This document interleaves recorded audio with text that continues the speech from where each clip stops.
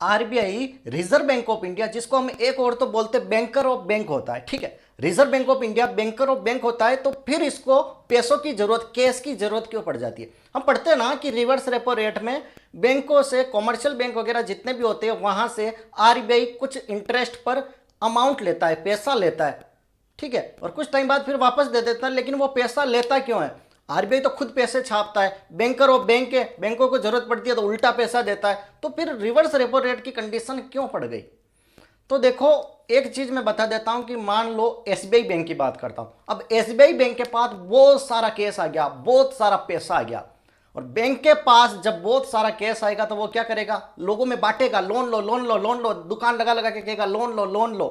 अब लोन लेने बहुत सारे लोग आ जाएंगे। अब ध्यान से कंसेप्ट समझना, बहुत सारे लोगों को लोन दे दिया, अब सबके पास पैसे आ गए। आजकल हो गया ना कि आईफोन है सबके पास, और इंडिया में तो सबसे ज्यादा एक सर्वे में आया कि लोग किस्तों पे ले रहे हैं, तो वो लोन पर ले रहे हैं। तो अब लोन आएगा तो सबके पास परचेजिंग पावर बढ़ गई, और परचेजिंग पावर सबके पास हो गई, सबके पास लोन का पैसा आ गया, तो उनकी डिमांड बढ़ेगी। अब कंसेप्ट समझना, आपको एक चीज मैंने बताई कि जब मार्केट में डिमांड बढ़ जाती है किसी चीज की, तो उससे डायरेक्टली इनडायरेक्टली उसकी इन्फ्लेशन हो जाएगी, मतलब महंगाई बढ़ जाएगी। मतलब चीजों की डिमांड बढ़ने पर महंगाई होगी, सिंपल है।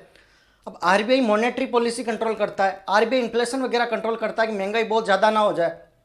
आरबीआई ने कहा कि ससुरा तू सबको पैसे दे रहा है, तू सब में पैसे बांट रहा है, तो पैसे सब में बांटेगा, डिमांड बढ़ जाएगी, इन्फ्लेशन हो जाएगी, तेरा दिमाग काम कर रहा है नहीं कर रहा, इकोनॉमी के लिए अच्छा थोड़ी है।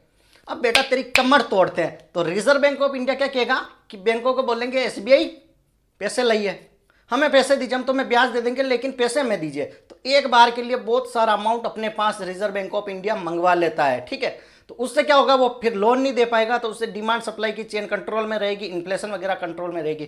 तो आई थिंक आपको बेसिक समझ में आया कि वो पैसे क्यों लेता है आरबीआई। आरबीआई इन्फ्लेशन को कंट्रोल करता है, महंगाई को कंट्रोल करना चाहता है कि मार्केट में कुछ गड़बड़ ना हो जाए, इन्फ्लेशन महंगाई ना हो जाए। महंगाई एक इकोनॉमी के लिए बहुत घातक चीज है, इतना प्रॉफिटेबल नहीं होती है, ज्यादा इन्फ्लेशन ज्यादा महंगाई। क्लियर है? आई थिंक बेसिक कंसेप्ट आपको पता चल गया होगा। Thank you so much. Channel को लाइक शेयर सब्सक्राइब जरूर करें।